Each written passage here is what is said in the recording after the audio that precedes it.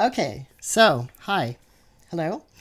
My name is Shane Brodie. I have been traveling around the country talking to trans, intersex, gender non-conforming, gender fluid, gender non-binary, etc., allies, parents, everybody under that big trans umbrella. Some people don't consider themselves trans, and then that's another issue, some intersex people in particular. But I'm trying to go as broad as possible with this project. And today we are in, what state are we in? Washington. I've been traveling a lot recently. Soon I'll be in Canada. Yay. Yeah. So we're in Eastern Washington now, and I have a guest, and they are going to introduce themselves. That's me, Barb Sylvie, and I am lifelong resident of Spokane, Washington, and I suspect I probably got into all those words you said, universe, because when I was little, our entire house was filled with drag queens all the time. Oh, really? All the time. Okay. So why is that? My mom was not Mom of the Year, but I will tell you what she was. She was loving and accepting and tolerant. Okay. She didn't care what you looked like or who you loved, and so they were always at our house. Awesome. Fixing hair and doing makeup and something shoes and this and that. And Okay. So then it just I just think it got on me. Okay. Yeah. And then one of my best friends, also from that time, who was my mom's best friend, is her mom, owned the first gay bar in Spokane. Oh, okay. So that was pretty cool as well. What was the name of that bar? I do not know. I can't remember it. Well, we'll take a break at some point, and you can maybe look it up or something. And you said that this is also a bar. Oh, it's such a good place. The Elk. Okay. And it is in Brown's Addition here in Spokane, and it has the best Reuben that's ever been made. Okay, so they have like a bistro in there or something. Yeah, okay, really great food. And it used to be, this is very ironic, it used to be a pharmacy. It used to be a little teeny corner drugstore place. Okay. And that went out of business, and then these people bought it, and it's just been a mainstay ever since. It's so good. Okay. Can you see some of the features of the old drugstore in there? Oh, or yeah. something? Yeah. You can see where the counter was. Like, Yeah. I lived down in Brown's Addition when I was younger. Okay.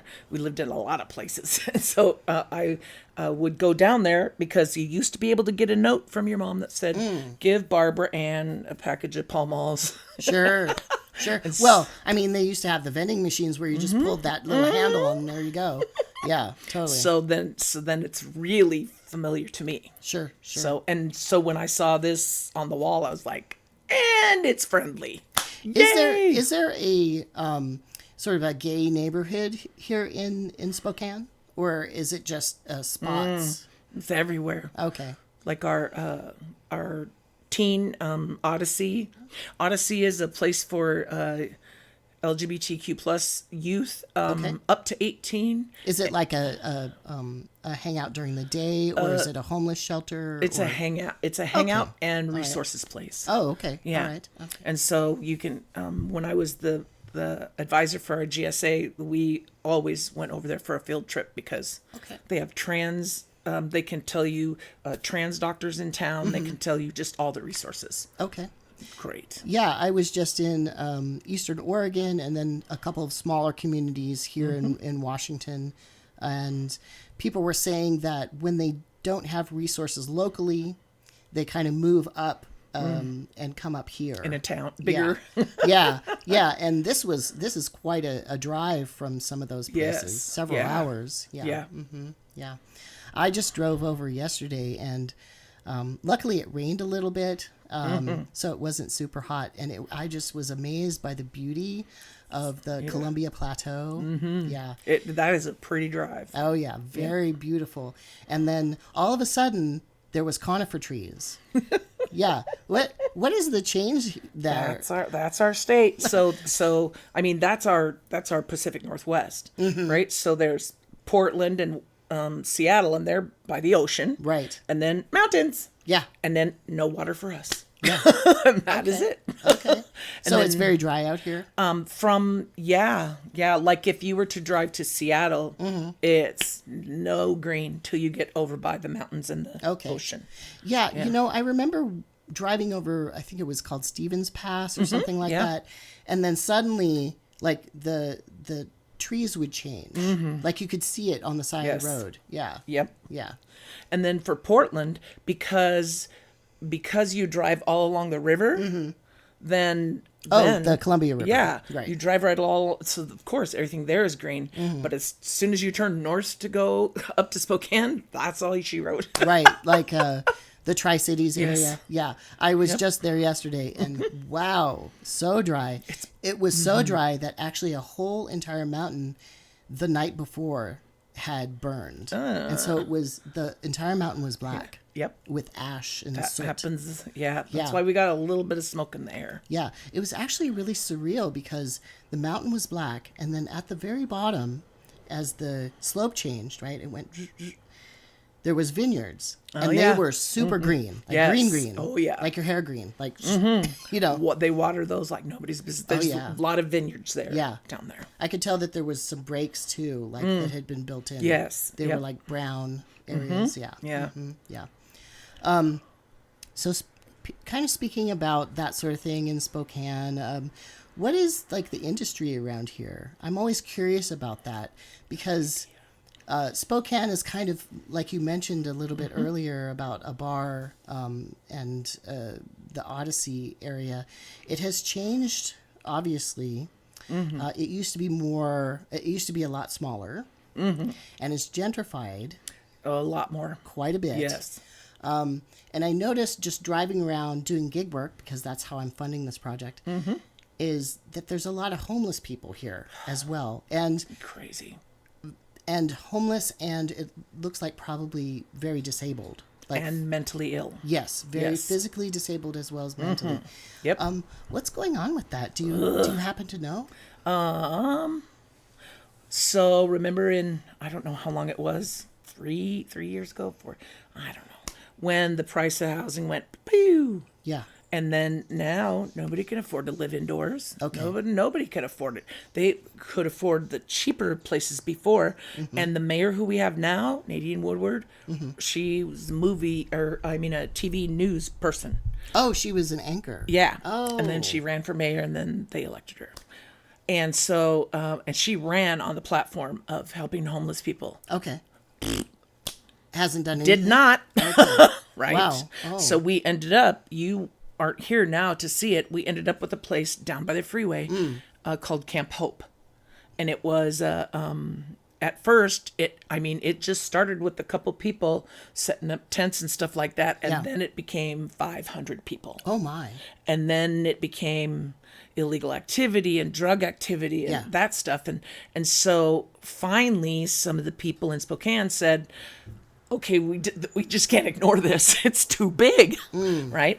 So they brought in resources and put a fence around it, and it was down by the freeway, and it was on a strip of land that was, it belonged to the Department of Transportation, right? Yeah. So then everybody's just arguing about, oh, wait a minute, is it your job to fix this, Olympia? Is it our job? Our police, our sheriffs, they're just like, who goes in there? Who does? And in the meantime, everybody surrounding it is like, they're stealing stuff from our store and they're leaving needles in the ground, right? Blah, blah, blah. And there's always going to be that not in my neighborhood thing. So, right. So they really did have to figure out, we're just going to have to do this all together. So they took Who's we? the whole city, like all the counselor people and we can get you an ID people. We can find you a place to live. Were there activists and social workers involved in that? I think so, yeah. I mean, people just said, this isn't going to go away. Yeah. These people live here. Right. And part of the trouble is this is a pretty easy place to be homeless, right? So if you land here, and we have a prison out in Airway Heights, which is 20 miles that way. So they get out, and here they are. I see. You're released to the community where the prison is.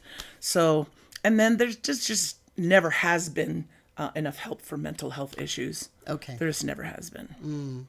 Are there any re-entry programs here? Okay. Yeah, lots. Okay. Lots and lots and lots. Yes. Are they just not effective or something?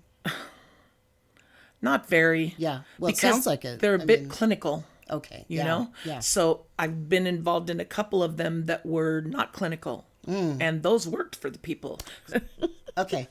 So we got to a point where it got a little bit emotional, and so we took a little bit of a break. It's fine. I mean, I cry too, and crying is part of life. It's part of our being human. It's actually a blessing. Crying is a blessing. It is for me. Yeah. And you were mentioning that there's kind of this clinical way of doing something, and then there's more of a mentorship way of doing something. Yep. That helps people you've encountered in the programs that you've worked with. And I was wondering if you could go over just that a little bit, like why the mentorship works. Yeah, I thought personally when I've worked with people, and also in the Camp Hope thing we just talked about, nothing happened until the people who were being helped could see that people were invested. Right? Like that whole, it takes a village. Yeah. Right? So as soon as that happened. What is the investment? Yeah, as soon as that happened, as soon as, like when I've worked with people who have been in jail before, as soon as they could see that I wasn't going to cut and run, as soon as I found out something bad, then as soon as they found out, maybe I could provide them with some resources that would help them. Yeah. And at Camp Hope, as soon as they saw that people really were there to help them move forward, instead of just, you can't stay here. Well, where are they supposed to go? Right. Considering their humanity and their flawedness. Absolutely. Yeah. Yep. Yeah. And so it just, all those people now at Camp Hope are gone and they are living indoors. Yeah. One thing I notice about the most effective work that I've seen is treating people as peers, right? That clinical model is kind of an up-down, like, I am better than you and I'm going to fix you. Yep. Whereas if you treat people as peers, you acknowledge that you're also struggling in your life, but you can give a little bit of love, and other people can also give back their love and their competence in doing various things, because we're all part of this community. And they may not think they can do a lot. Yeah. But you don't have to do a lot. Yeah. You can do my hair. I get it colored like this every year for Pride. Yeah. And all of June, and it lasts till August. No one ever yells anything at me that's bad. Yeah. Ever. Yeah. They always yell, "Oh my God, I love your hair." Yeah. Actually, as I was walking my dog right before this interview, somebody came up to you and they were like, "Oh, I love this." Yeah. They would love your hair and all your decorations and stuff. And so I think it's always funny because like a couple of times when I've been interviewed or when I've even been talking to people, I'd go, "Don't ask me why I'm a straight white woman in her 60s and I decorate and I dress and I just have to." Yeah. Well, you're just the kind of ally that I want to talk to because you're very deeply involved. Yeah. Which is wonderful. I see a lot of supposed allies out there who talk about being allies, but when it comes to actually doing stuff, putting yourself on the line and, displaying this, you see this stuff in the back, that's like the tip of the iceberg. That is the tip of the iceberg. Really. There's flags blowing in the wind. And this is, just to say, I believe this is a retirement community It as sure well. is. And when I was walking my dog up and down, there was just, U.S. flags and that sort of thing. It seemed very conservative. Every day. And then somebody walks by and goes, "I love your decorations." Yeah. Oh, really? They don't have the guts, but they're so happy that I do. Yeah. And then you come to your place and it's obvious. It's obvious who lives here. It is. It's great. It's it great. Is. Yeah. Yeah. Yeah. And so I love that about this place because I can just kind of just be an example, and then somebody else can go, "I might put up that flag. I might. Yeah, right? Why not? I mean, when I was the advisor of the GSA at Rogers, holy merd, that we made so much. And what is a GSA? A Gay Straight Alliance. Okay. So it's a meeting place where kids come once a week and they can just learn about each other and who they are. Kids are always trying to find out who they are. That's why Rocky Horror Picture Show is so popular. They're just like, I just want to know which way who I am. And that's usually clubs in high schools, right? Absolutely, yeah. So a bunch of teenagers. Yes, Yeah.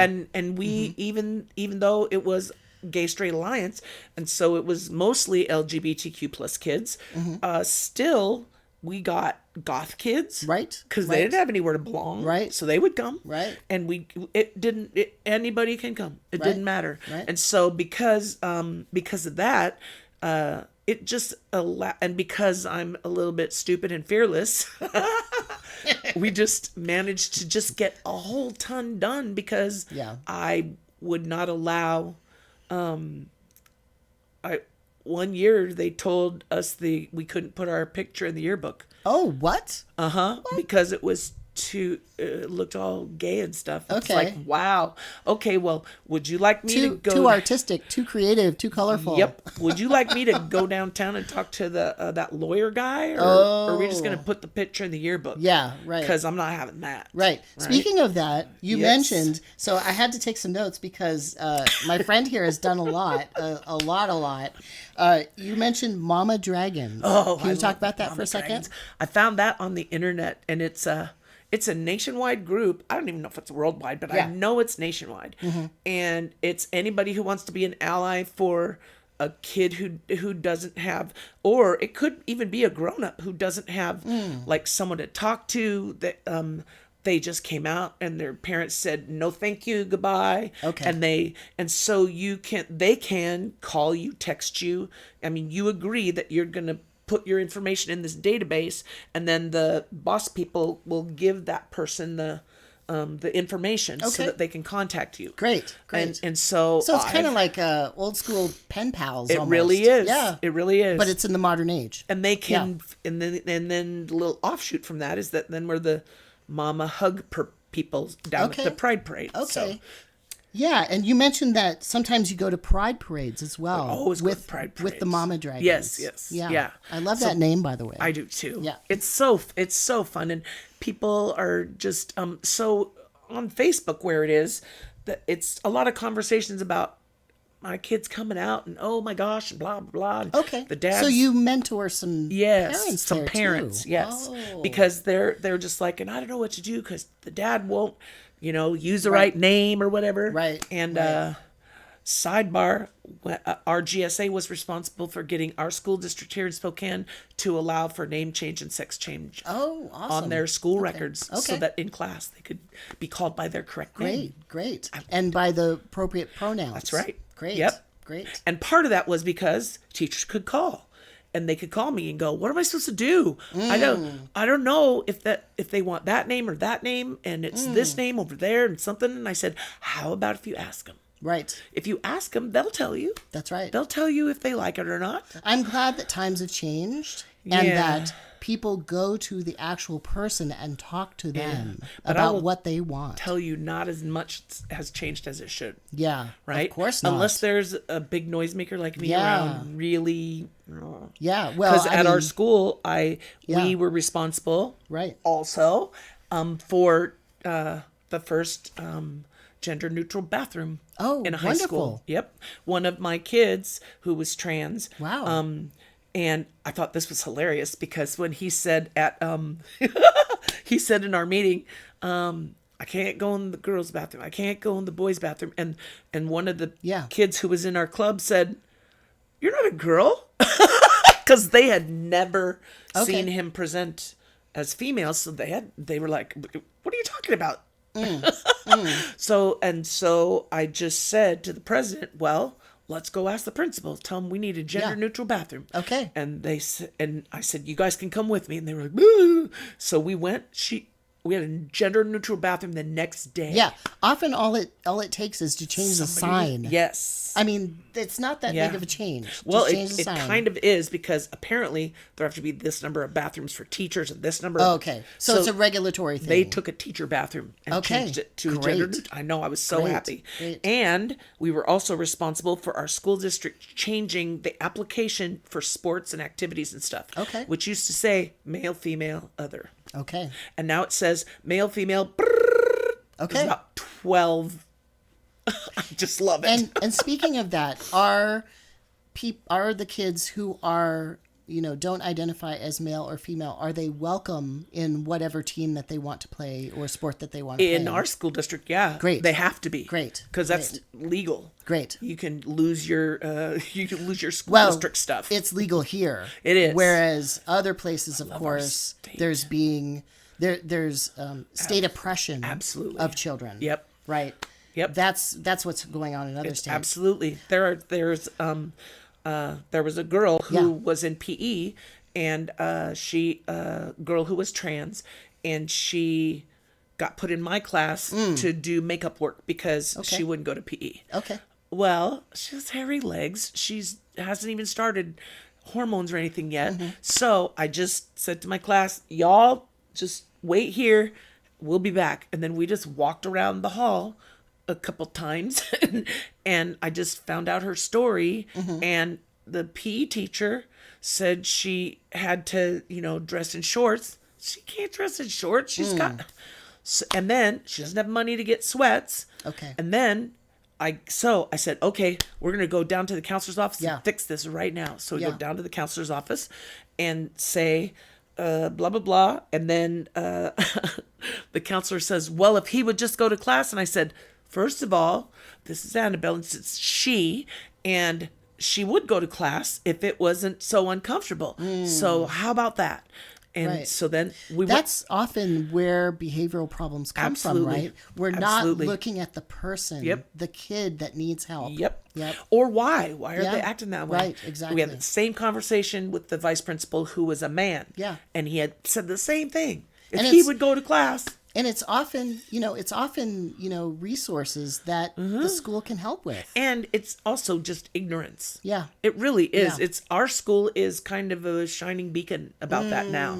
Okay. Comparatively, because we've had kids going to prom in drag forever. Great. Right. We just have, because our kids are the poorest kids in the state, so they don't care. Yeah. It's all whatever. Yeah. Right. And so all we had to do is go to the PE teacher. She said, we'll get you some sweats. Okay. And then she can change in the gender neutral bathroom and PE. Great. Magic. Yeah. It's just not that hard. Oh my goodness. Amazing. Yeah. So what you did was you turned what some people saw as a behavioral problem into just accommodating somebody. Yeah. Great. And now this child gets to be with their peers and have a good time and play. Be in PE. Yeah. Yeah. That's wonderful. Yeah. I love how in this situation you're a teacher who's doing that. And I also see that in other teachers around the country. A lot of teachers, not only around this sort of issue, but also around just generally in terms of poverty, or like kids not having books or resources or art, doing art, that sort of thing. A lot of teachers are taking their own resources, right? And they're not paid enough. They're not paid enough. They're using their money to buy things for kids. And it's really, it's saintly. It's pretty rather magical. It's pretty saintly. And, just think about that. Like it's really beautiful. It's really beautiful. It takes a village. It does. Right? It does. And then we, as a culture, we don't appreciate how much care that teachers give our kids. You know?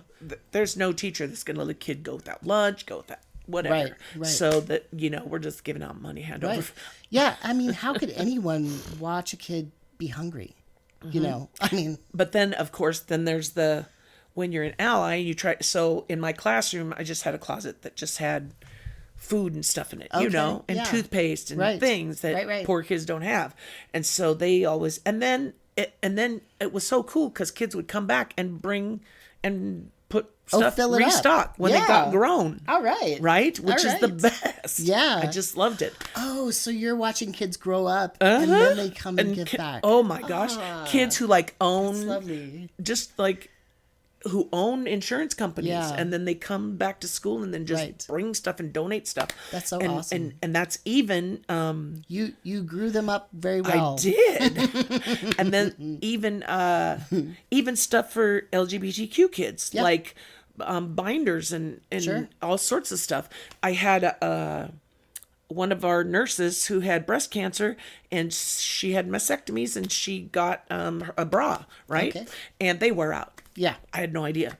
So she gave me her old ones. I was like, woohoo, that's going in my GSA closet. There you go. There you Right? go. And then guess what happens?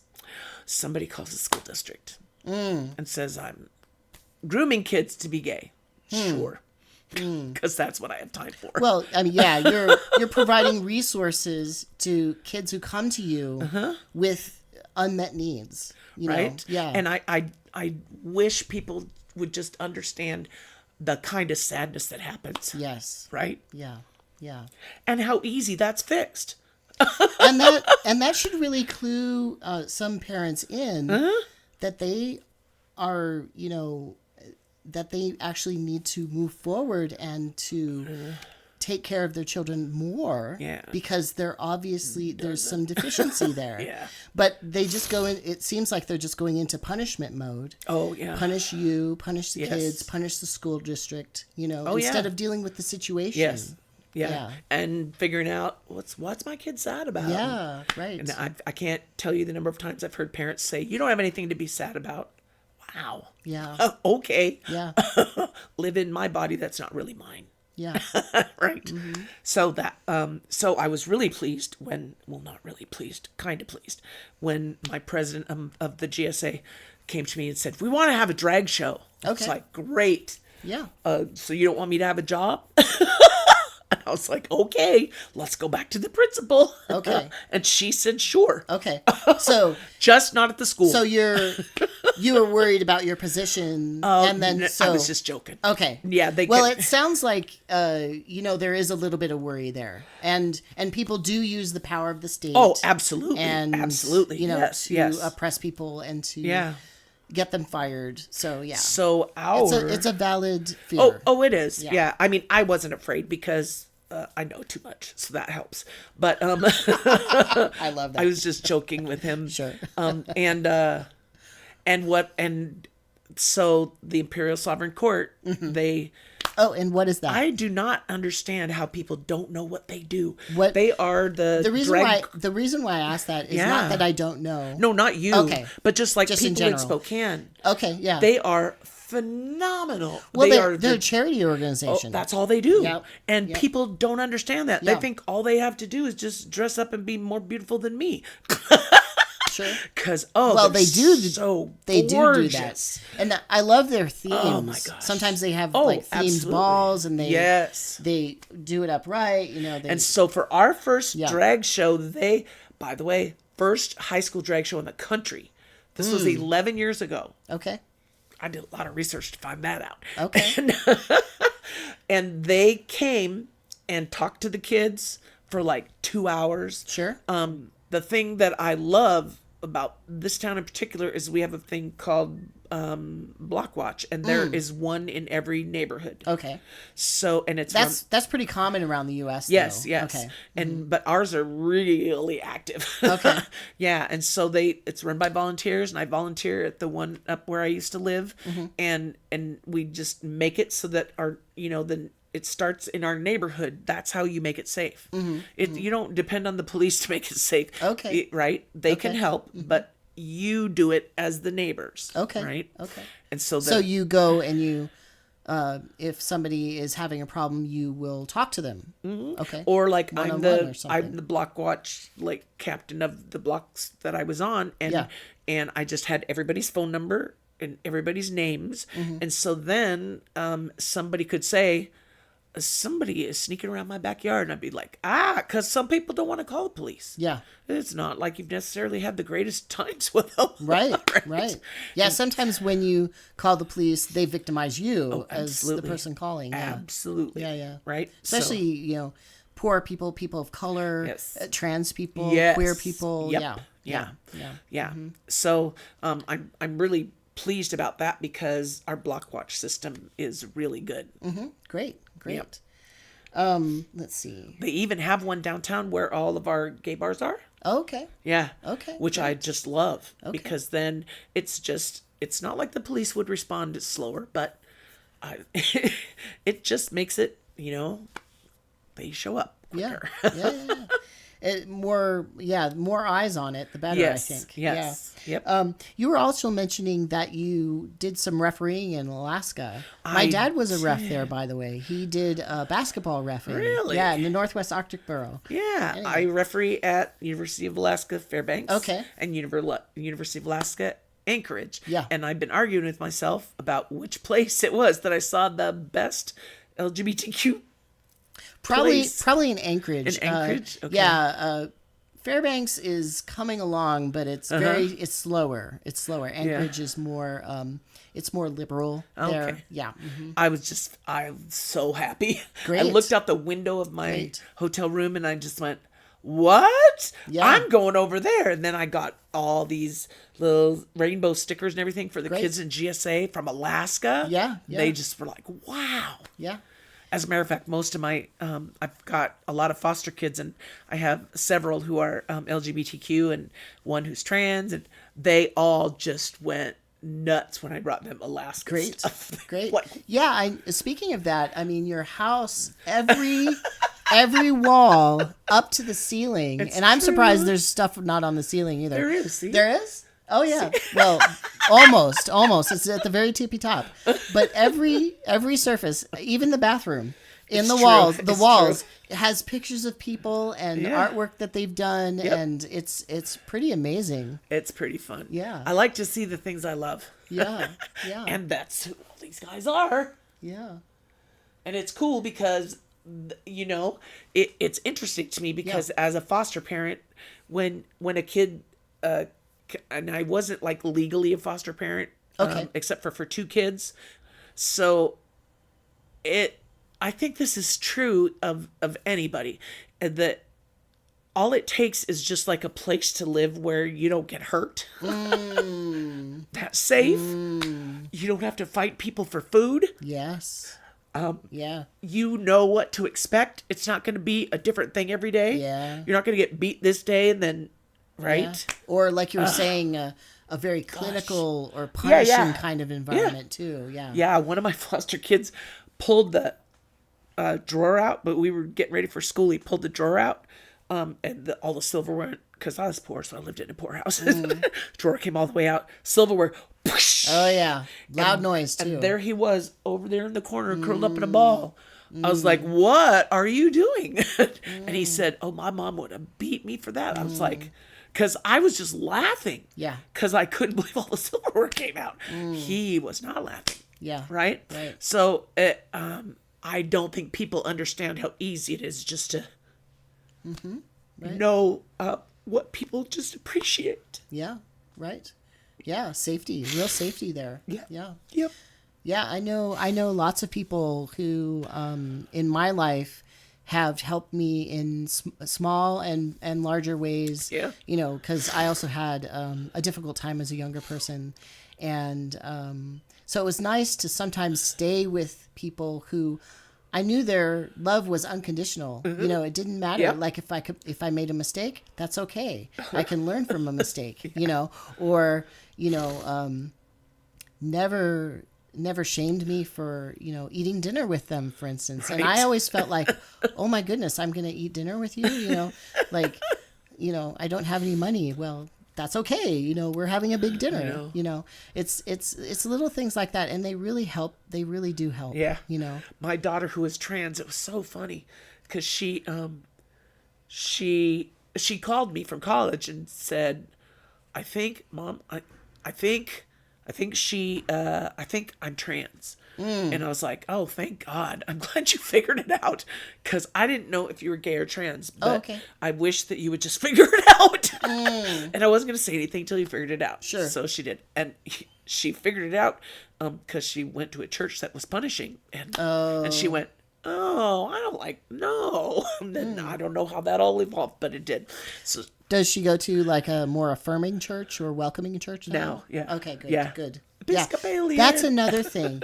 Like churches can take a role in this. Oh my gosh, yes. You know, there's people like yourself who do some mentoring as well as, you know, foster care, whether that's formal, Yeah. or more casual. Or you're not sleeping in your car. right, Yep. right. You have a couch to sleep on, whatever. No, you have a bed. Well, I've slept on couches, and couches are good too. Couches, you know, couches are good. That's Yeah. true. and you know, there's many ways. And you were talking earlier about being a teacher. Teachers are also mentors. Oh, yeah. I mean, I loved my teachers when I was a kid. You know, Yeah. that they Same. they taught me things. You know, we did art. We explored. I had one teacher. She was very prim and proper. She had like Dear Abby hair. Remember that sort of helmet hair, like perfect. I loved that hair. Perfect. And it was jet black. Love that hair. And she was from Kentucky, and she was my goodness. she had that accent, and we were up in Alaska, and this was Mrs. Hogan, if any of you are out there in Kotzebue, and she made popcorn for us, which was junk food. You know, we never had Sure. junk food up there. This was the 70s above the... You just said Kotzebue, so I just Yeah. lost my mind. Okay. Because I know where that is. Yeah, you know where it is. So it's above the Arctic Circle, just barely, Yeah. up on the coast. And we didn't have any junk food. There were no stores. Right. No stores, no Yeah. nothing, until AC came in 1980, I believe. And so, you know, popcorn, oh my goodness. And somebody accidentally spilled a little, and guess what she did? She ate it. You know, like this prim and proper lady from Kentucky. And I was like... That set me up for life. She used the 5-second rule. I know. I was just like, you are wonderful. You are a wonderful person. Because she was so contrary, Yeah, you know? yeah. I just love that spark in her. And yeah, so. I always thought it was fun to go to Rocky Horror Picture Show. Oh, and then okay. my kids would, why are you here? What do you mean? I said, because it's the best show on earth. Okay, yeah. And you throw rice in the air, and Yeah. it's so fun. And it's just, Were they expecting just younger people to be there? absolutely. Oh, okay. Yeah. Yeah. Not a teacher. Well, you know, I used to be a punk rocker too, and I'm in my 50s now. You know, I used to have wild hair as well. I mean, we just get older. Some of us never lose the Some of us hold on to it. Some of us, you know, I lost all my hair, and I wear just gray now. But I'm kind of boring. But that's okay. That's okay. I'm still contrarian in my mind. See, I like that. Yes, Contrarian. That's kind of right. who I am. that's right. That's right. I can tell, and I can tell you just have so much love. It brims out of you. I can see how you affect other people, which is really lovely. You know, and I think the tears are part of that. They are. The tears are part of that brimming part. It is. Yeah. It's so. how much I love them. That's right. That's I right. thought it was funny when my daughter, who's trans, asked if she could. She moved to Portland because Oregon healthcare is better for kids who are is it? trans than Okay. here. Great. Yeah. Great. It's free. Wonderful. Which is fabulous. Wonderful. So she went there so she could get hormones and started and all this stuff. And Sure. Well, I'm glad that Oregon's made strides because it used to be pretty bad there. Oregon is 2 states. Yeah. Portland and then Idaho. Yeah.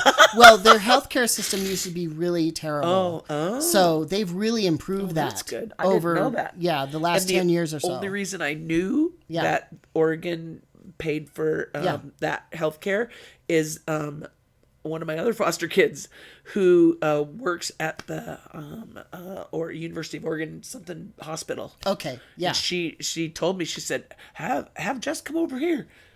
It's free. I was like, wow. That's great. I think it's OHSU. Yeah, That's the one. That's right. That's great. It's a big hospital there in It's Portland. huge, and I guess I should know the name of the hospital where my daughter works. Yeah, that's okay. That's okay. And so my daughter's, she asked me if she could come back here and live with me again, so she could save money to get surgery. Okay, and great. And so then she told me she was going to Taiwan, and I was like, "You're what?" And then I find out they've been doing this surgery since God was a kid. That's right. They're the best at it. That's right. And like a nurse comes across the street to your little apartment every day to check on you, and it was just fabulous. I went. Well, a lot of just Americans like, do that, wow. actually. A lot of Americans go to Canada, to Asia, to Mexico. Yeah, their website was so impressive. Yeah. So she said, can she do that and just pay me rent because it's cheaper than living in Portland? I was like, how are you going to pay me rent? So I have one son who I gave birth to, and he's as close with those kids as if he was born with them. He's just got all these brothers and sisters. It's great. And I said, do you think if Pat wanted to move in with me, I'd charge him rent? Right? So it just stays so long, that whole I don't deserve this. Right. Well, yeah, the problem is that a lot of our relationships in capitalism, right? This is a training. The training of it are transactional. Oh, absolutely. You know, like, absolutely. Yeah. Do we have enough invested in each other that we are friends? Right. Yeah. You know, like a relationship where yeah, you take the check after you have lunch and then split it. You had this and you had one more cracker. Right. And I'm like, what? That's right. Split it in half. No, mine was way more than yours. Split it in half. Well, yeah. This breaks my head. people carry around a lot of shame, of course, yeah. because we have this meritocracy that just values, you know, productivity. What are you worth? Productivity. That's and right. how well you're doing at something. Yes. Whereas, you know, like I was just talking to somebody yesterday, we forget about art and pleasure and playing music and that sort of thing, you know, because it's not productive. Right. You know, it's one of the things I like about Washington. Yeah. You have to have 4 arts credits to graduate from high school. Yep. Great. Yeah. 4 semesters. Yeah, I know. So it can be choir, it can be band, it can be art, it can be. Yeah. I know somebody up in Fairbanks. Her name's Gwendolyn, actually. Ooh, I love that name. Yeah, she's a teacher, and she's a music teacher, and she does really intense activism to try and keep the music programs up there. Yeah. And that's unfortunately what it takes. It does. Some it takes really the law. intense activism. Us, yeah. Yeah. It does. Yeah. Because people just let it fall by the wayside. And I'm like, dude. Yeah. Can't live without music. Yeah, and then the state defunds it, Yes. you know, depending on where you live. Yes. You know. Yeah. So I like living here. Yeah. We just have to fix Spokane a little. Yeah, you know, Spokane, you know, it needs a lot more love. It needs a lot more love. Spokane is 96% white, right? And the fact that we have a drag show every night of the week is just phenomenal compared to what used to be. So it's like now when people see drag queens walking around or whatever, or it's just like, oh wow, she's taller than me. Okay. They know, the amount of time that you hear about cruelty and crime, I'm sure there's still name calling and all that crap. Sure. And then I have to do something about that. So, but it's just so much better than it used to be. Great. So much better. That's wonderful that you can see that change happen in and the from place where you grew here, up. Yes, yeah. Because this is the only reason we have a decent state to live in is because of Seattle, because that's where all of our voters live. Who think like me. Sure. Although I can't complain because we did a Black Lives Matter parade with our cars because it was during COVID. Yeah. And I was not going to go stand by 500 people, so we did a parade thing. So anyways, we were protesting for the Black Lives Matter thing. And we showed up at this parking lot, and I think they thought there were going to be like 100 people, and there were 700 cars. Oh, wow. It was so much fun. Wow. It was so fun. And they told us like what posters to make and what music to play so we could just say, come on, everybody. Yeah. Right? So it was so much fun. And we drove by the mayor's house, and we drove by all the city council houses. We drove up here on this side of town. Yeah. Because there are things that happen in this town, like if the lights go out, you know, electrically, guess which side of town gets fixed first? I see. The rich side of town. Right. Right? This is the first time I've ever lived anywhere else besides in the poorest zip code in the state. Yeah. Which I love living. Yeah. there. And so I still go up to where that is, and I go to the post office there. Okay. Because Willie's there, and I go to the Ace Okay, Hardware your there. friends, yeah. Yeah, Yeah, there's yeah. it's just been my post office Yeah. for 40 years. Yeah. Well, I'm not going up here. Yeah, I can imagine like moving into a retirement community in a Yeah. community that's very Caucasian, very white. Oh, jeez. We have two black people. Yeah, it must be quite difficult, I would think. It's interesting. Yeah. But I think I'm supposed to be here. Yeah. Well, like you said, people walk by, 'Cause I'm and noisy I heard dirt. somebody earlier walking by complimenting you Yeah. on all your decorations and everything. Honestly, they love it, and they love that my bullshit meter's set at 0. Yeah, great. It's just like no. Yeah. Right? Like I'm in a parking lot at a Safeway, and this just made me so sad, and I just was like, that 2 really tall people who were black, and they were walking toward their cars, and I was walking toward mine, and they were kind of walking toward like this little Mazda Miata, and I was like, oh gosh, please tell me that's not your car, because I was like, oh no, you're too tall, and they got this look on their face like they were in trouble, like I was yelling at them. Oh. And it made me so sad that's what the first impression would be. Right. It's right. like, dang nabbit. Well, that's the trauma from racism. Absolutely. Yeah. And so then, but then they walked to this big truck, and I was like, oh, thank God. I'm so glad you're in a tall truck. Right. Because I thought that was your car, and I couldn't figure out how that would work. And so it was pretty funny. But it just made me sad that has to be a thing. Yeah. You know? Right. Yeah. Yeah. Okay, so we took a little break because, that's what I just like to do that because, these are kind of long interviews. And I went to the bathroom and I noticed this dress, which my friend put on here. And where'd you get that? That's my good dress. I got this at Target. Wow. Target collection. Okay. This one, and then is this part of their LGBT plus It is connection? right by the front door. Okay. I love it so much. Okay. And then I noticed, because that's been kind of an issue recently. Huge issue. Like Yeah. kind of cowardly, boyish men or whatever. Yeah. Going around and tearing down displays and that sort of and thing. in the South, like threatening Yeah. people who work there. Yeah. Goodness. Yeah. Ah. So stupid. I told So our stupid. staff at the Target, which is only a mile away, by the way. Yeah. That I was just thank you so much for keeping us. And then you upfront. bought it. I bought all the things. You bought all of them. I bought flip flops with rainbows. Oh, I on saw them, that, and- yeah. Yep. Yeah. All that's from Target. Okay. And it's really reasonably priced. Sure. This was $30. The flip flops were $15. Okay, great. It's insane. Yeah. And then I went to Walgreens for something, and then I went to where else? Safeway.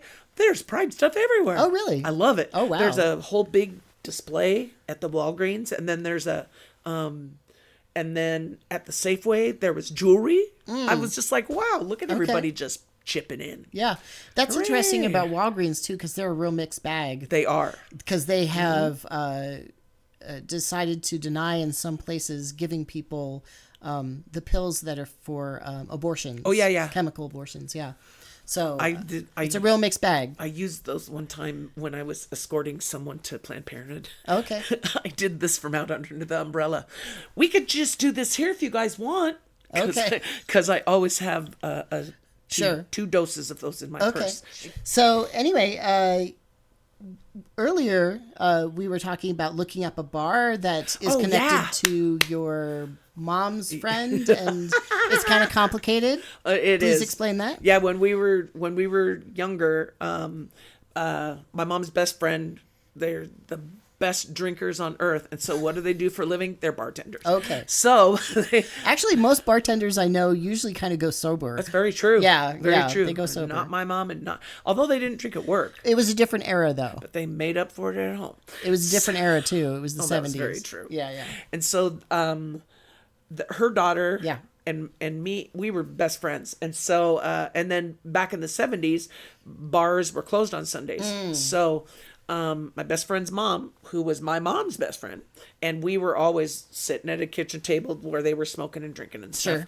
And so My dad used to smoke a pipe when he was a principal, a grade school principal.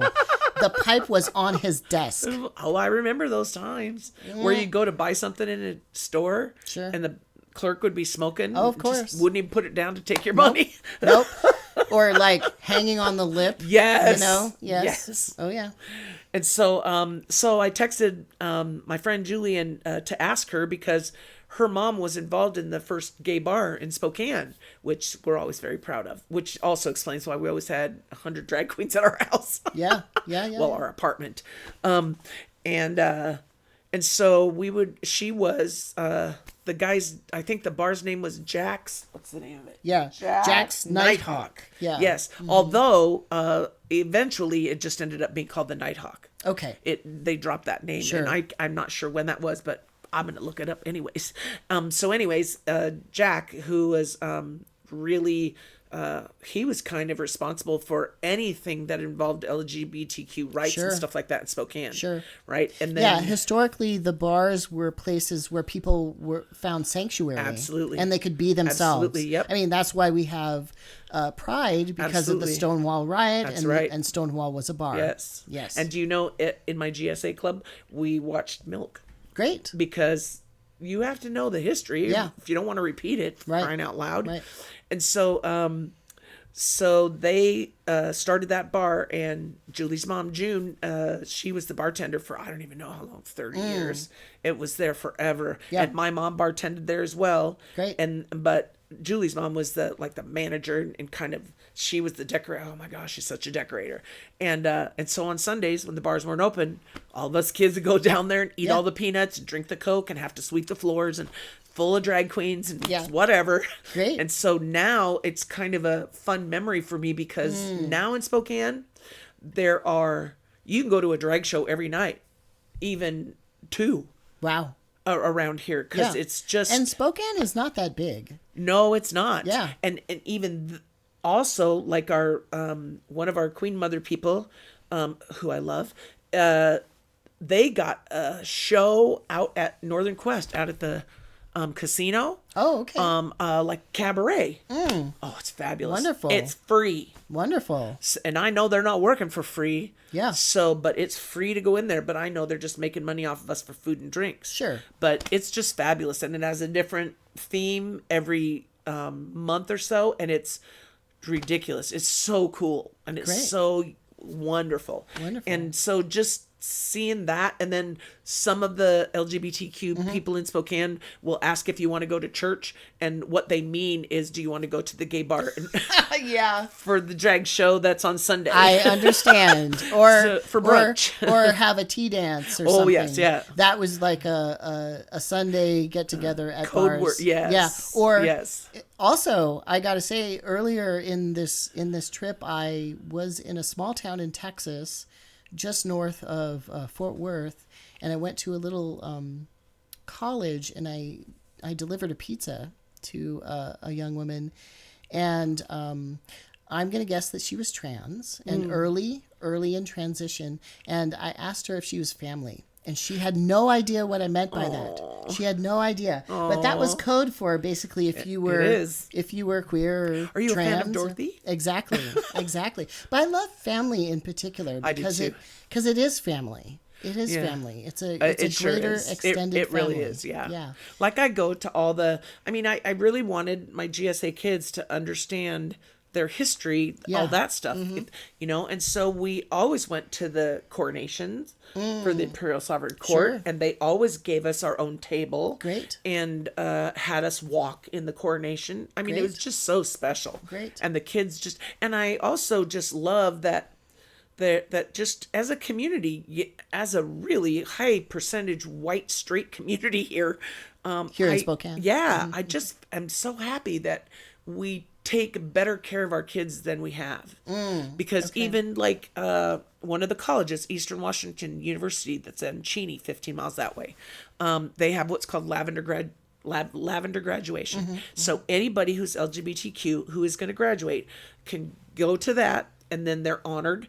They get a purple stole to wear at graduation when they have their graduation with their school. Great. And a rainbow tassel. Yeah. And it's just the yummiest thing, and the kids just think it's like, I can't believe they think we're special, and we dress up, and I take them out for lunch or something. It's just I'm glad that you brought up the whiteness too, because I had a couple of people of color of Mexican ancestry mention that this sort of oppression of LGBT plus people and intersex people is very much rooted in white supremacy. Oh my goodness, thinking and culture and all that. So I'm glad that you brought that up. So there's hope. There's hope that can change. So much hope. Yeah. And I got to say, it sounds like a lot of work has been done in this community. A lot. So good on you for the folks here in Eastern Washington that did all this work. And I think it's because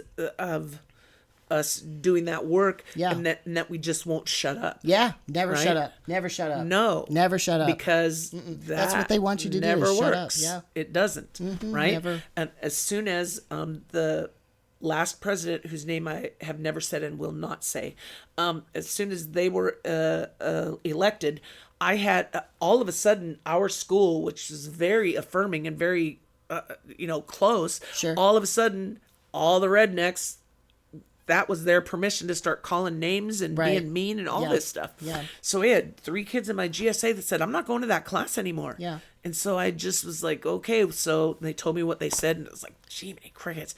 Do you think that the teacher heard them? Because, of course, they're in the back of the room. Yeah. Well, I mean, we know that this is happening.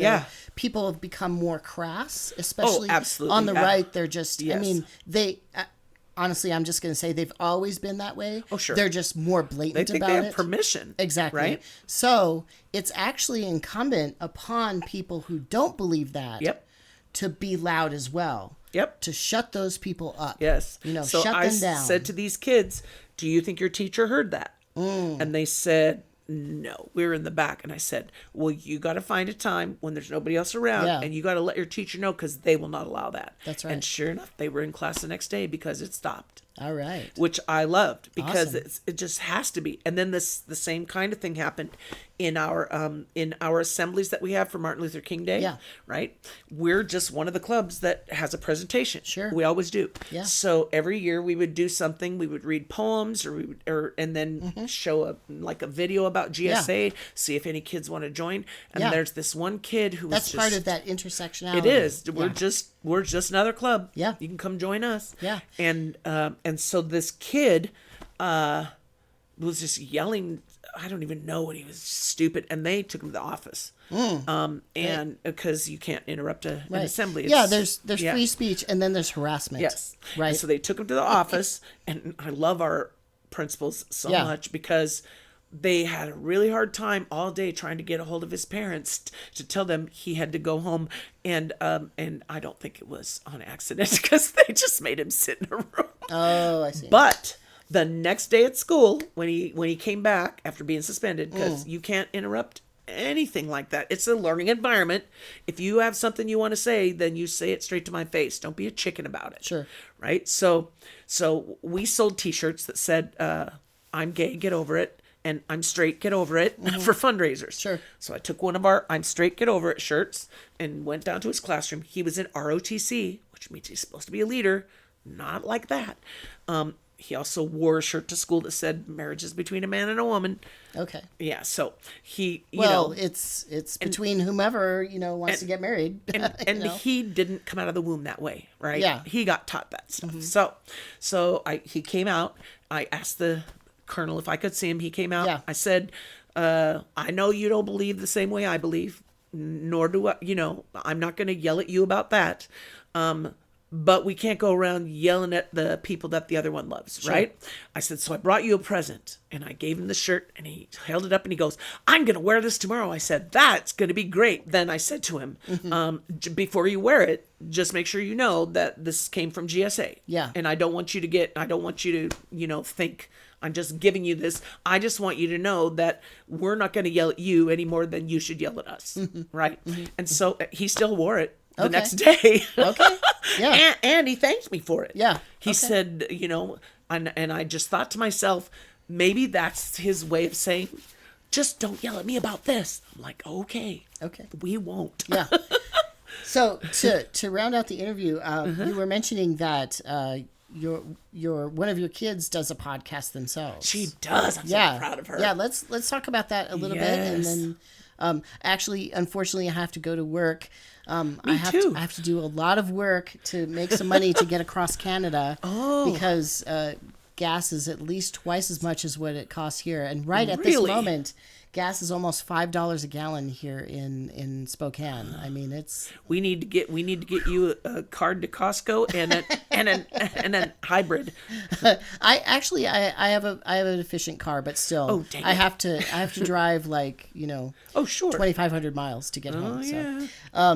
So I'm not looking forward to that, but unfortunately I have to. So can you talk about her podcast? Yes, I can. It's all over all the things. Okay. Yeah. And I'm nowhere but Facebook, so I don't know, but Spotify, Amazon, Apple, etc. Thank you. Yep.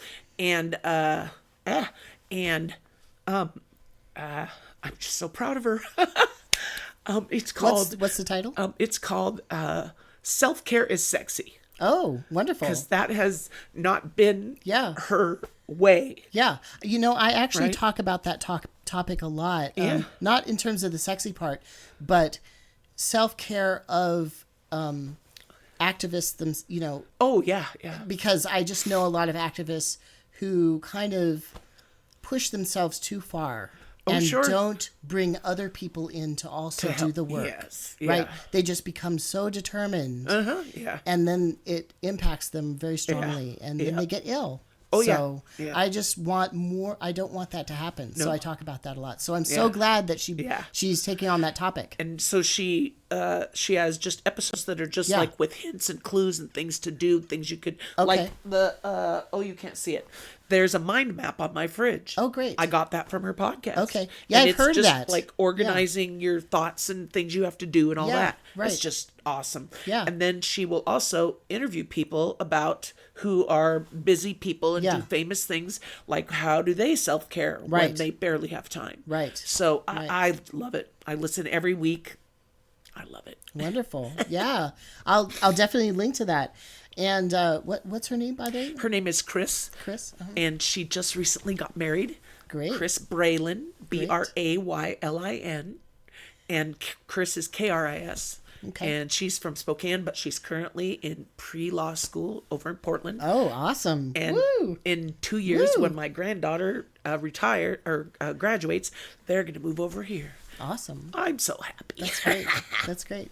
Yes. Well, thank you so much for talking with me today. It was very fun. Woo, you have quite the grip there. I do. Goodness gracious. Is that because of volleyball and being a ref and You know what this is from? It's from playing tennis and I play handbells. Okay. Yeah. Oh, handbells. Yeah. I don't even know what that is. What is that? Oh, you do. Okay. So at church, they get up and there's a whole bunch of people in a row and they play a song with bells. Okay. Right? And it's just a keyboard on a piano, but they're bells instead. Wow. And I have my own, and I also play with a couple of different choirs and stuff. And I play big ones like this. Yeah, that's actually my favorite part of church. I often ignore the sermons just because I'm kind of contrarian, so I don't want people to tell me what to do. Well, I can think for myself, but I love the singing. I love singing with other people. Yes. So that's my favorite part. Yeah. Me too. Yeah. I have not ever been able to go to a church that doesn't have music. Yeah. Are some that don't. Yeah, there are some that don't. Yeah. And I'm just like, I do not understand you folks. Yeah, I don't either. I don't know. It's the best part for me. I don't understand. I mean, when I think about Christianity, it makes my soul go like this. Yeah, Christianity has definitely done some very bad things in the past and currently, unfortunately. Yep. But the great gift to the world was that beautiful music. Oh my gosh, yes. My church is it's just a stupid little church, and if you're drunk and you want to come to church, come on in. Awesome. We don't care. Low bar. Come on in. Low bar. Whatever. Yeah. If you need to sing about Jesus, come on in. Yeah. And our goal is to it's in the poor part of town. Yeah. And our goal is just to be of service to the community we live in. Sure. Right? I used to, for a little while, I lived in the Bay Area. I lived in the East Bay, and I worked in Berkeley, and I took some pottery classes there and that sort of thing. And so I got to know some people in the community, like teachers and retired people and stuff. And there was one woman who was talking about how she was part of the community choir. Oh, yeah. And she was saying that it really truly was the community choir because there's also a lot of homeless people in the Bay Area. Yeah. And there were a couple of homeless men who would come to the choir because they were so welcoming of whomever wanted to join in. Yep. And she said they had beautiful voices because they just had so much emotion, and it was the place to do it where they could express themselves. Accepted. Yeah, it was really lovely. That's cool. Yeah. I have a perfect way to end. Okay. Yeah, because I feel like we could go on forever. We could. I swear to God, we're going to have to become best friends when you finish doing this podcast thing. I'll take you out to lunch when I come to Alaska. Okay. So there's snowshoe softball up here. Oh. We have plenty of snow in the winter. Oh, yeah. Oh, it's hilarious. Okay. Right? So the lines are, you're on snowshoes. Yes. The lines are made of Jell-O. The balls are covered with Jell-O, or not Jell-O, but I don't know what they paint them with, but they're pink. They're gigantic pink. Okay. So there was a write-up in Sports Illustrated, and so there was a bunch of lawyers who decided they wanted to come to this thing. Sure. Really? Okay. And so I got very close with them because I'm weird, and that's how that's what happens. And so we went down to visit them, and we were visiting them, and one of them was giving us the A tour of San Francisco. A tour. Sure. Take us all around. Sure. So, Coit Tower, MoMA. But also the Castro District. Sure. Okay. And so then which is the gay neighborhood? That's the gayest. And so my son is 10-ish. So, and this will not surprise you. So my son's 10-ish, and we're driving, and he goes, "Mom, look! They gave the gay people their own town." Yes. Where's the bakery? I was like, "Oh my God!" Yeah. My work here is done.